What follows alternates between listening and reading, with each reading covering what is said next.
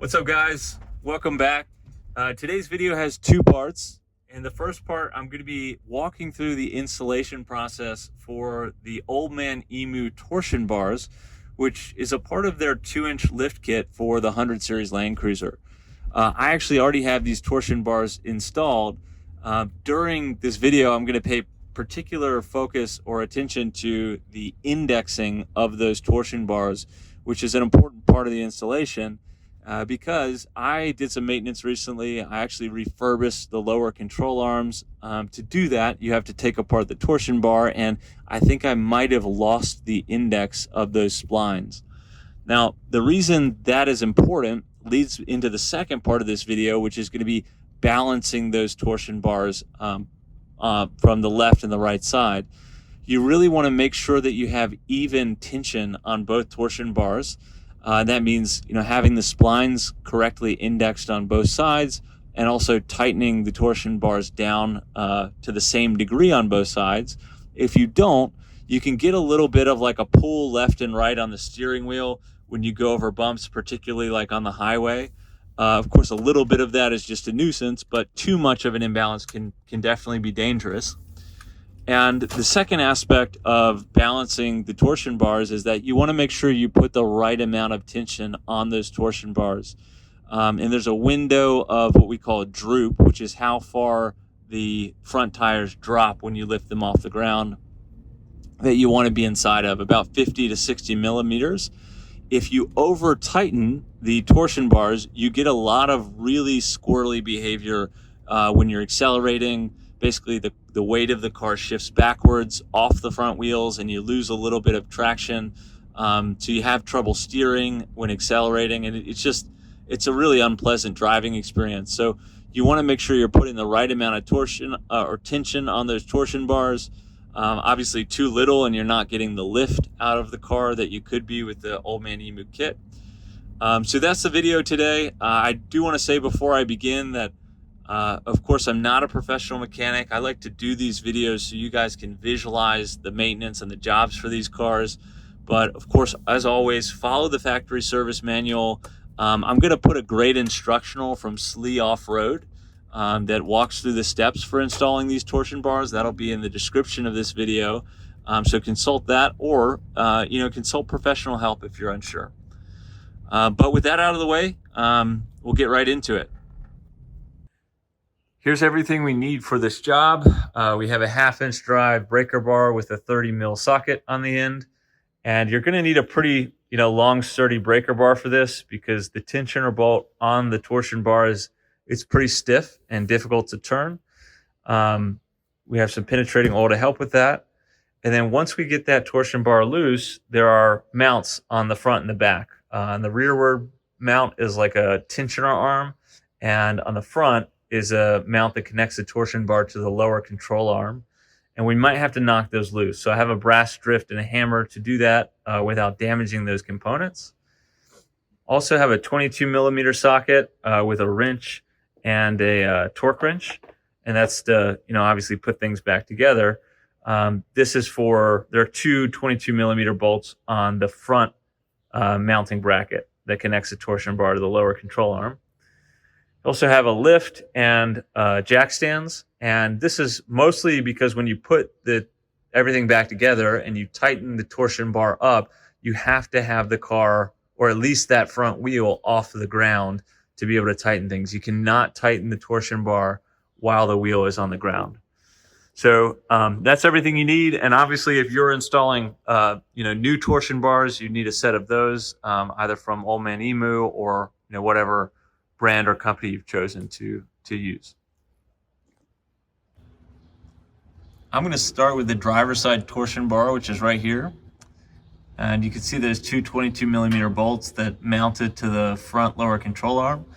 And if we follow it back, we can see where it feeds into this tensioner arm assembly. Here's the tensioner bolt, and you can see how that kind of functions. So as this bolt tightens, it puts a counterclockwise pressure on this bar, which pushes the lower control arm down. So we're going to remove this bolt to relieve that pressure. I went ahead and counted these threads so that when we put things back together, I can get it to a pretty close spot, and then we'll do some fine tuning from there. But that's about 20 threads. And I also have the car, I have a jack supporting this side of the car, so the wheel is just almost off the ground. Really all the pressure's relieved. I'm leaving the wheel on for safety. I also have jack stands in place as well. So I'm gonna go ahead and loosen that bolt and remove all the pressure off the torsion bar. All right, so here's what this looks like once it's loose. This bolt's not all the way out yet. The torsion arm does seem to be on the torsion bar pretty firmly. I might have to knock that out with a hammer to get it separated. I've also went ahead and loosened up the front. So I've taken those bolts off, and you know, this all has a little bit of play in it now. Move that back and forth. Again, the mounting bracket's pretty well on this torsion bar, so maybe some hits with that brass drift to sort of knock it loose. And then I'm hopeful that I can get the torsion bar out without removing this support bracket, which it holds the transmission mount, holds the transmission up. So we could support the transmission, loosen this up, loosen the side of this, and work the bar out that way. But I'm hopeful that by knocking these two mounts off the ends, we can find a way to sort of jimmy it out. All right, for this anchor arm or tensioner arm, I have not found it easy to get it off of this torsion bar. Not that it's really like stuck on there, it's just kind of awkward. So I had to remove the bolt, and what I found helpful was to take the brass drift, and it only just took very light taps. Like it hit it up here, and then it hit it down here, and after I shimmied it a few times, it became loose to the point where I could probably get it off with my hand. But the challenge here is that this torsion bar is not anchored at that end at all. So if you hit everything too hard, the torsion bar will actually slide back with the arm as well. So you almost have to hold the bar with one hand, and then, you know, hold the brass drift maybe with the same hand, and then hit it with your right hand. It's very difficult with only two hands. So if you have a buddy to help you hold that torsion bar in place while you knock the anchor arm off, that could help. But yeah, overall, I've gotten it loose fairly easily. You can see that it's loose there. So once I get enough play in the system by moving things around, I should be able to take all this apart. All right, as for the front mount, what I did was take this brass drift under here and hit it from that end. And that slowly started working this collar down onto the torsion bar. So kind of like that. And that's what it looks like once we got it loose.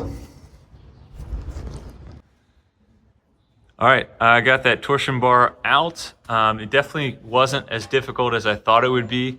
I mean, it was tricky, but it wasn't stuck or anything. I was able to wedge it out of the car without removing that mounting bracket for the transmission, which was nice and easy. And just in terms of you know, indexing this to put it back in correctly, or, you know, obviously if you have new torsion bars, you would index your new torsion bars.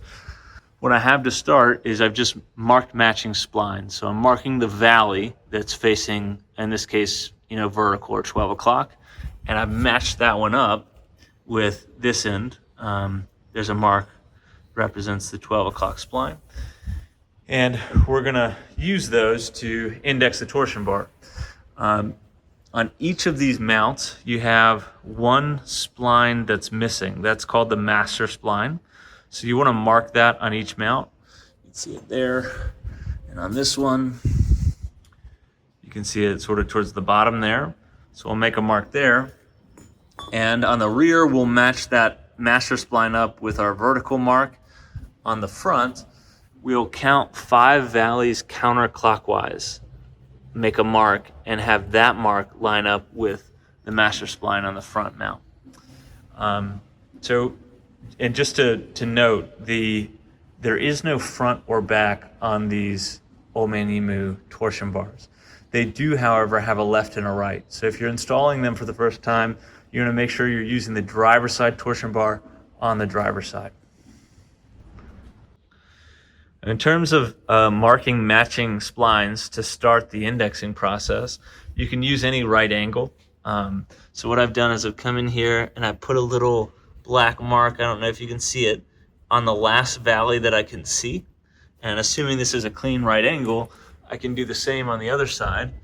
Place a little mark with Sharpie or a paint pen on the last valley that I can see and call those matching splines.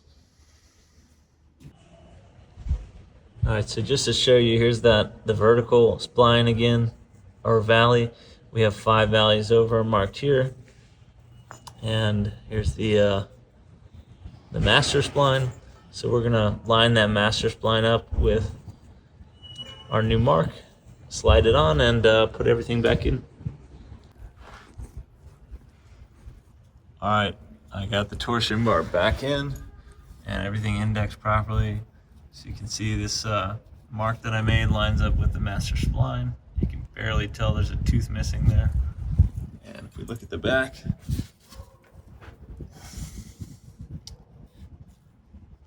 I have my marks lined up there, right there, and there. And everything's in here loose right now. I'm gonna need to feed this bolt through and tighten it down. Of course, you know, I'm gonna go to about where there are about 20 threads left. If these were indexed incorrectly before, then I'll have a different number of threads, but at least that'll get me in the neighborhood.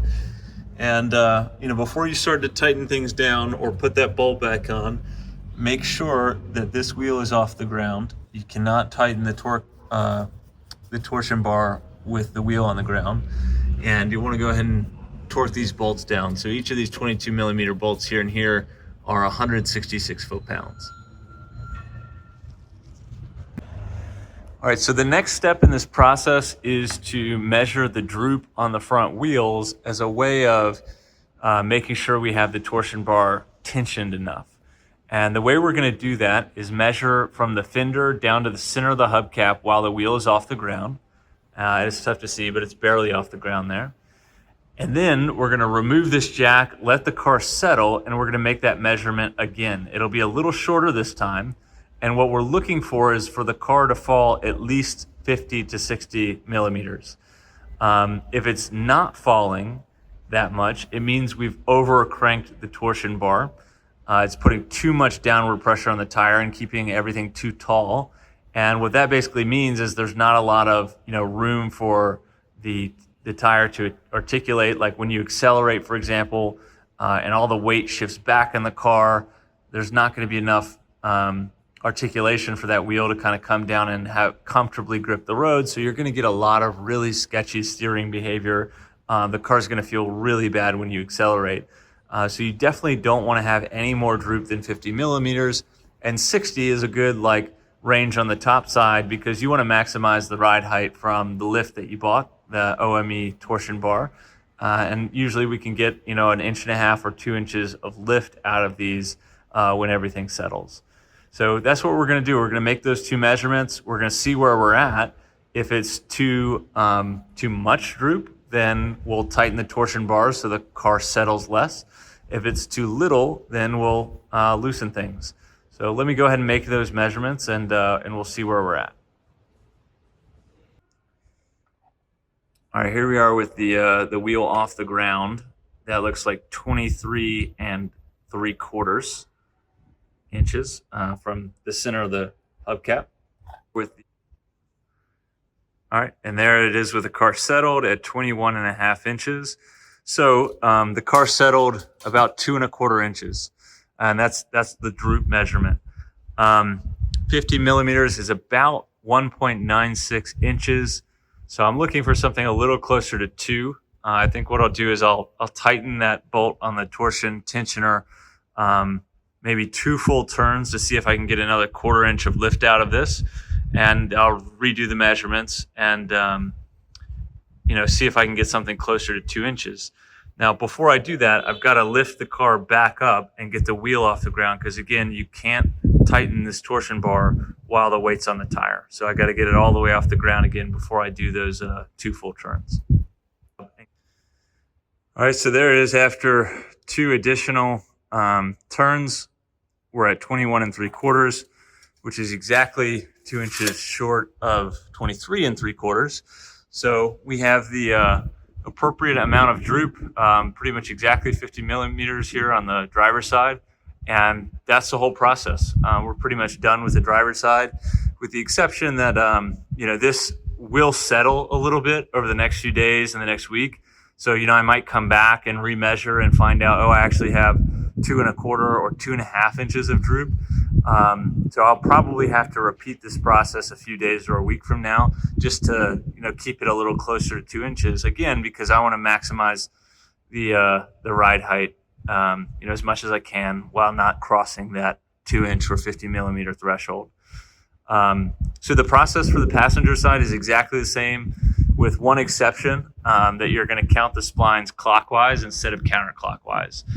So if you were, looking at, pick a spline on the rearward part of the torsion bar, follow that spline up to the front, and then measure 5 valleys clockwise on the front side. So it's exactly the mirror image on the passenger side of the car. But that's it. That's the whole process. Hope you guys enjoyed the video.